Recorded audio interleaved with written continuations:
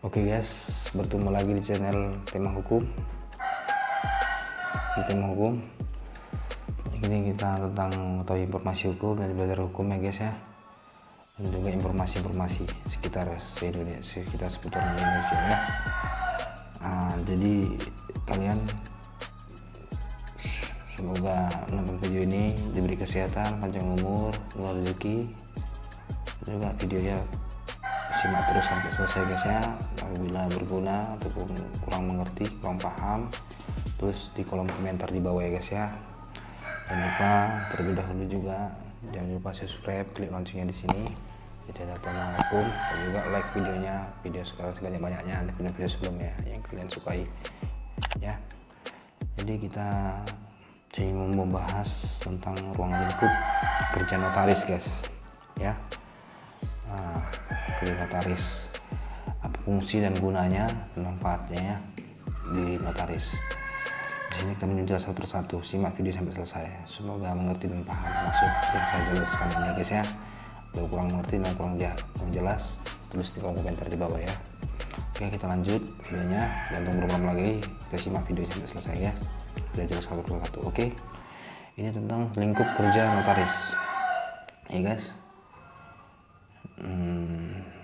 Notaris ini adalah pejabat umum yang berwenang untuk membuat akta autentik dan memiliki kewenangan lainnya sebagaimana dimaksud dengan Undang-Undang Nomor 30 Tahun 2004 tentang Jabatan Notaris, Undang-Undang 30/2004, sebagaimana diubah dengan Undang-Undang Nomor 2 Tahun 2014 tentang perubahan atas Undang-Undang Nomor 30 Tahun 2004 tentang Jabatan Notaris, Undang-Undang 2/2014, atau berdasarkan undang-undang lainnya. Demikian pengertian notaris yang tercantum dalam pasal 1 angka 1 Undang-Undang 2/2014.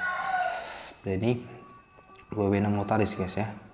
Kewenangan notaris dapat dilihat dalam pasal 15 Undang-Undang 2/2014. Notaris berwenang membuat akta autentik mengenai sebuah perbuatan, perjanjian, dan penetapan yang diharuskan oleh peraturan perundang-undangan dan atau yang dikehendaki oleh yang berkepentingan untuk dinyatakan dalam akta autentik, menjamin kepastian tentang tanggal pembuatan akta, menyimpan akta, memberikan glosses, salinan, dan kutipan akta.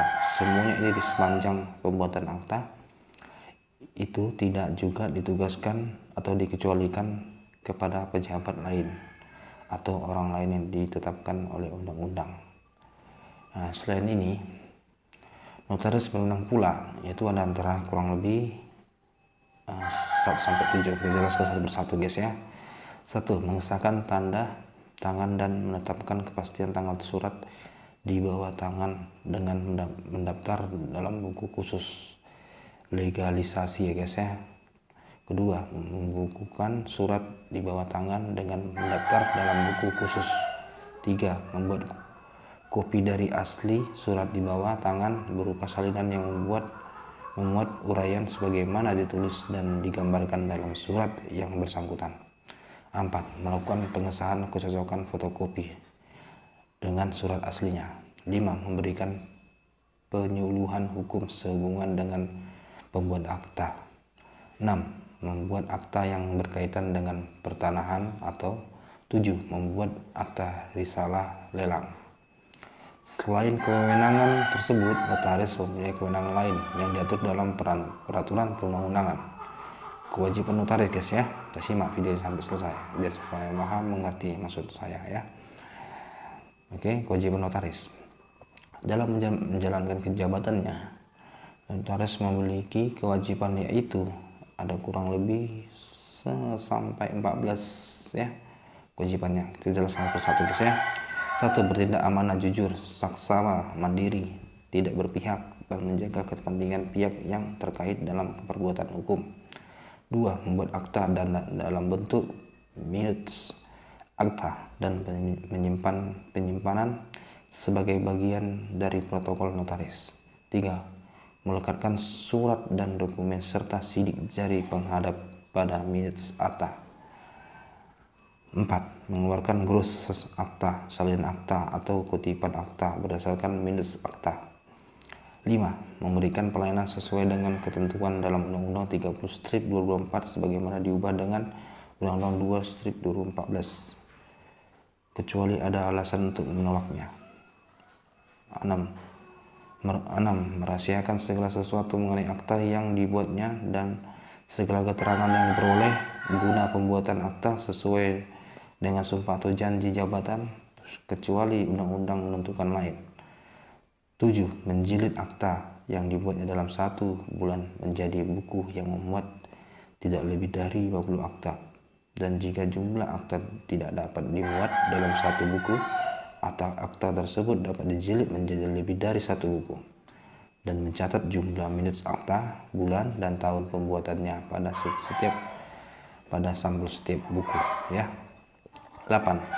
Membuat daftar dari akta protes terhadap tidak dibayar atau tidak diterimanya surat berharga. 9. Membuat daftar akta yang berkenaan dengan wasiat menurut urutan waktu pembuatan akta setiap bulan. 10. Mengirimkan daftar akta yang berkenaan dengan wasiat atau daftar nihil yang berkenaan dengan wasiat ke pusat daftar wasiat pada kementerian yang menyelenggarakan urusan pemerintahan di bidang hukum dan dalam waktu 5 hari pada minggu pertama setiap bulan berikutnya. 11. Mencatat dalam repertorium tanggal pengiriman daftar wasiat pada setiap akhir bulan. 12. Mempunyai cap atau stempel yang memuat lambang negara Republik Indonesia dan ruang yang melingkarinya dituliskan nama, jabatan, dan tempat kedudukan yang bersangkutan, guys. 13. Membaca akta di hadapan penghadap dengan dihadiri oleh paling sedikit 2 orang saksi atau 4 orang saksi khusus untuk pembuatan akta wasiat di bawah tangan dan ditandatangani pada saat itu juga oleh penghadap, saksi, dan notaris. Dan 14. Menerima magang calon notaris. Ya, itu dia penjelasannya, guys. Ini ada lagi satu lagi, tempat kedudukannya. Notaris mempunyai tempat kedudukan di daerah, kabupaten, atau kota. Notaris mempunyai wilayah jabatan meliputi seluruh wilayah provinsi dari tempat kedudukannya. Notaris wajib mempunyai hanya 1 kantor, yaitu di tempat kedudukannya. Tempat kedudukan notaris sebagai pejabat pembuat akta tanah wajib mengikuti tempat kedudukan notaris. Notaris berwenang secara berturut-turut dengan tahap menjalankan jabatan di luar tempat kedudukannya. Demikian penjelasan kita dari tema hukum, ya, guys. Semoga lebih paham dan mengerti arti kerja notaris, ya. Di situ penjelasan satu persatu sampai ya kalian mengerti.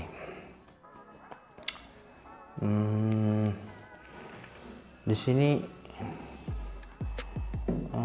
bukan pembuatan akta tanah aja, guys. Perjanjian bisa juga, guys.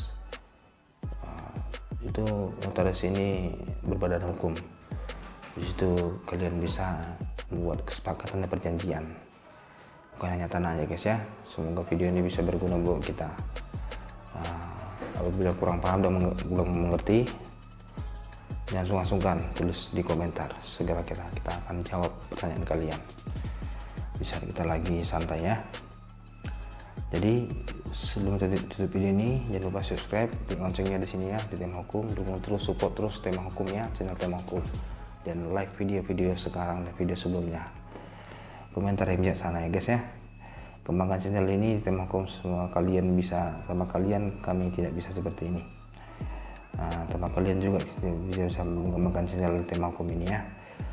Dukung terus, support terus supaya saya rajin buat videonya tentang hukum, tentang informasi juga, ya.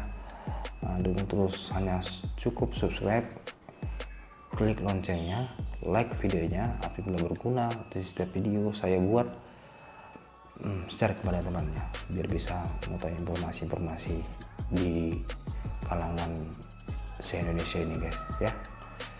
Oke, next video. Semoga kalian yang nonton ini diberi kesehatan, panjang umur, murah rezeki.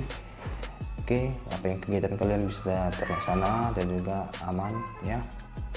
Jadi kita next video, kita tutup videonya. Salam kami dari Tema Hukum from Boy Alexander. Oke.